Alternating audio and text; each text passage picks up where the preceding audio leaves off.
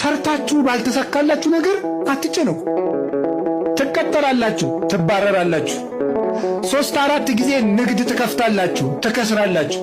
አትጨነቁ። አሁንም ሞክሩ፣ አይሳካም። በደስታና በሰላም ኑሩ። ጥራችሁ ባልተሳካ ነገር አትጨነቁ። ለምን ዳውነንስ አንሞትም?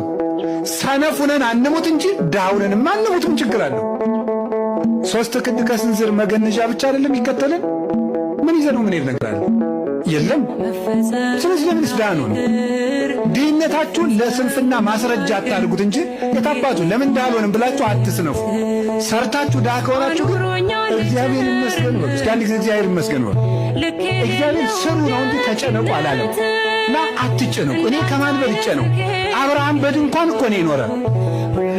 ጌታዬ ወይ የዚህን ያህል ምን በድዬ ነው ጥሩ ሥራ ማሰራኝ? ሕይወቴ በመባከን አለቀ፣ ለምን አታሳካልኝም? የብዙ ምዕመናን ጥያቄ ነው።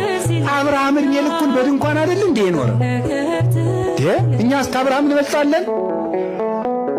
ይስሐቅ በድንኳን ነው የኖረ። ያዕቆብ እግዚአብሔር ሌሊት ተገልጾ የፍቅር ትግል ሲታገለው ያደረው ያዕቆብ፣ እግዚአብሔርን እንደዚህ አቅፎ ያደረው ያዕቆብ የኖረው በድንኳን ነው።